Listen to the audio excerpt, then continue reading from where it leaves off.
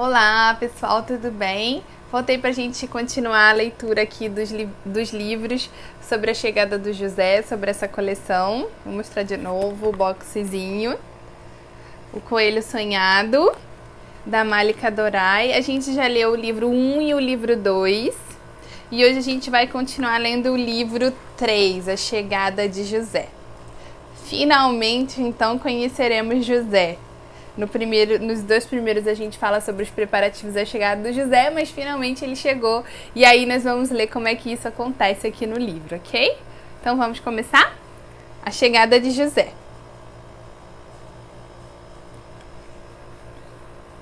José demora para chegar. É porque estão crescendo grandes orelhas sonhadas, diz a mamãe. Mas hoje estou pronto, disse José.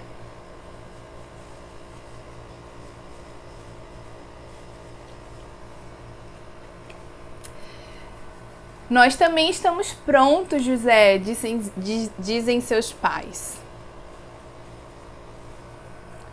Vamos ao hospital. No hospital, mamãe Coelho dá à luz a José. E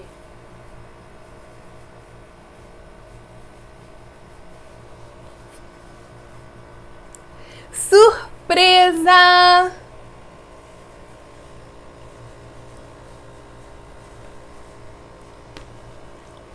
Não tem grandes orelhas sonhadas.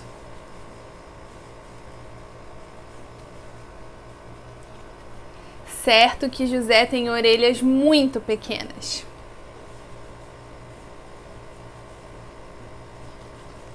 Mas que cabem perfeitamente em seu gorro.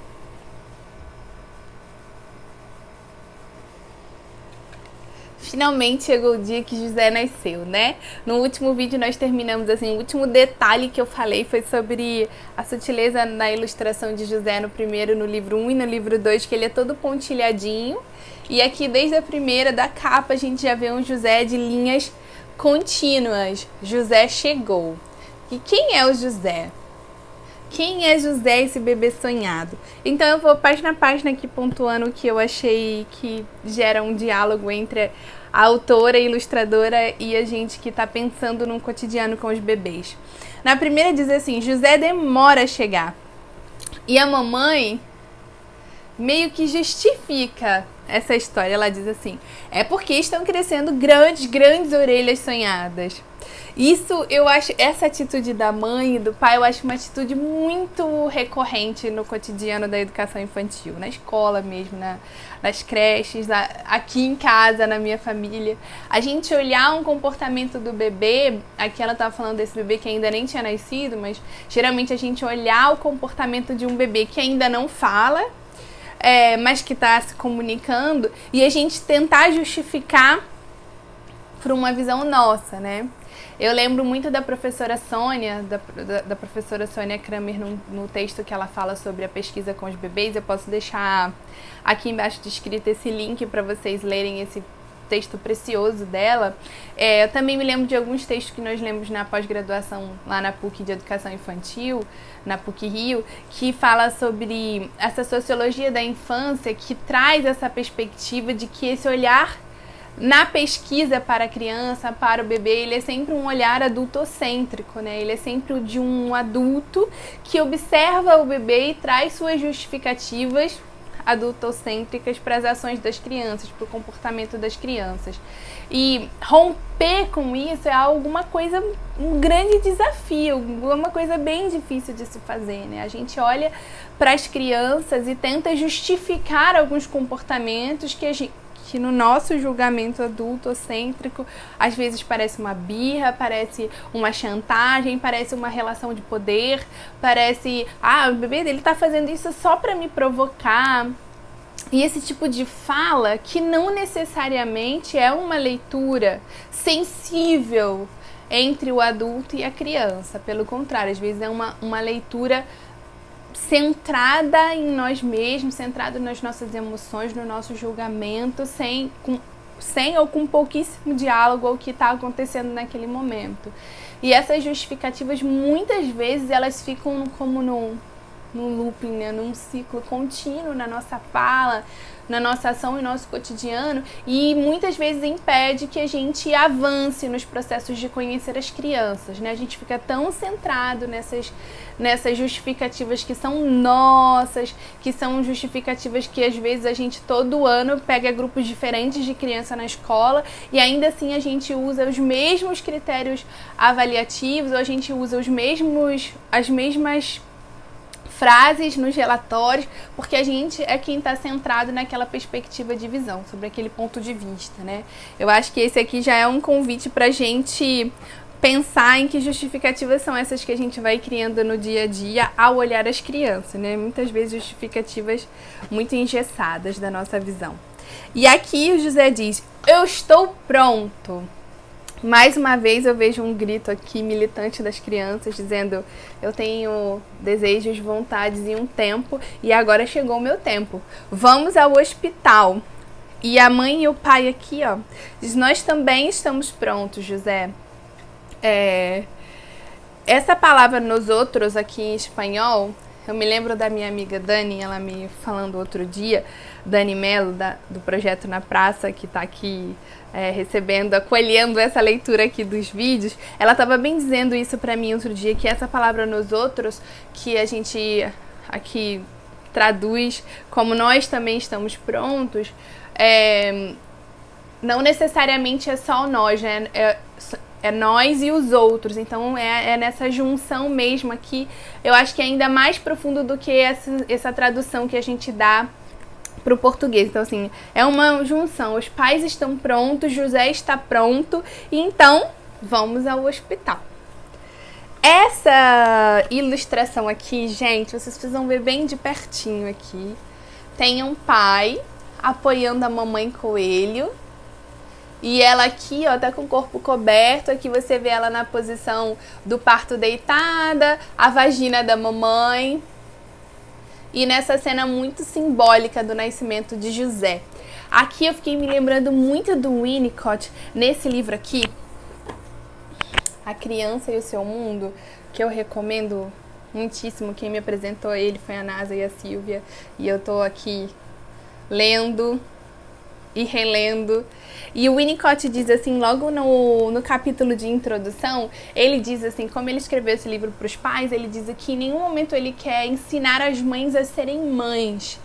Que isso não se faz necessário porque o vínculo que se cria entre a mãe e o bebê é um lugar que ele, como psicanalista, como pediatra, ele não tem a intenção de tocar, porque esse vínculo de amor, esse vínculo profundo e intenso da mãe e do bebê é da ordem daquela relação que não tem nem como a gente mensurar. Então, eu acho que isso fica muito sensível aqui, né? Na página que a autora coloca o parto do José, tem a mãe e o pai. Simples assim. É óbvio que quando a gente vem aqui para a ilustração da equipe de apoio, da médica, ou da enfermeira, ou da doula, seja lá quem essa figura represente aqui, ela tá dando apoio à família, né? Mas esse protagonismo é da mãe e do pai no nascimento do bebê. E eu acho que isso fala muito sobre essa rede, ou esse apoio, ou esse ambiente que acolhe a mãe e o pai, para que essa mãe possa acolher as necessidades de um bebê que acabou de nascer. É a mãe e o pai que são os protagonistas da cena do parto, né? É a mãe que é a protagonista. É uma conexão profunda entre a mãe e o bebê. A gente vê mães muito desesperadas, né? Mãe de primeira viagem, eu fui mãe de primeira viagem, sei como é, assim, que ficam desesperadas de saber fórmulas mágicas e dar Google para todo e qualquer som que o bebê faz, sendo que talvez essa conexão olho a olho com o bebê, desde esse momento do parto, sabe? Essa ligação aqui, ó, que se você vê a enfermeira que tá segurando o cordão umbilical, que tá aqui, ó, ligado à mãe. Essa conexão é a mais importante, né? É uma mãe que dá sustento ao bebê para que o bebê possa ser, e o apoio, o ambiente é que vai sustentando essa mãe e esse pai. E para finalizar, Surpresa! O José não tem as orelhas sonhadas pela família. O bebê sonhado de largas orelhas e de muitos gorros construídos e tecidos pelo pai para que coubessem as grandes orelhas, agora vão abrigar orelhas pequenas. José é diferente do sonho da mãe e do pai para ele. Mas o que é mais bonito, eu acho, é que a autora diz que é fato que José tem orelhas pequenas, mas ela cabe perfeitamente no gorro do pai. Esses bebês que não vão ser aquilo tudo que nós esperamos, mas que vão caber, que vão preencher os espaços, inclusive aqueles que nós não pensamos, inclusive aqueles espaços das nossas frustrações, mas que vai caber perfeitamente na relação. Esse gorro para mim representa essa perfeita união entre os sonhos do pai e da mãe e esse bebê que acabou de chegar. Ele não é como os pais sonhavam, mas ele cabe perfeitamente nessa relação. Que também eu acho que reverbera no cotidiano da escola, né? Que esses bebês possam se sentir acolhidos pela organização do tempo que a gente faz, que esses bebês possam se sentir acolhidos, que eles possam, né, caber, assim, o gorro vai caber, ele vai chegar aqui e a gente tá com esse espaço, ou com essa proposta, ou com os tempos flexíveis para que ele chegue, se acomode, que caiba confortavelmente no corpo desse bebê, no tempo desse bebê, num tempo respeitoso para ele ser e existir. Então, eu vou encerrar por aqui e no próximo vídeo eu vou trazer os últimos 2 livrinhos, o 4 e o 5, porque eles conversam muito bem e aí a gente fecha essa série dos bebês. Espero que esteja sendo bom para você, tá sendo muito legal para mim. Tchau, tchau!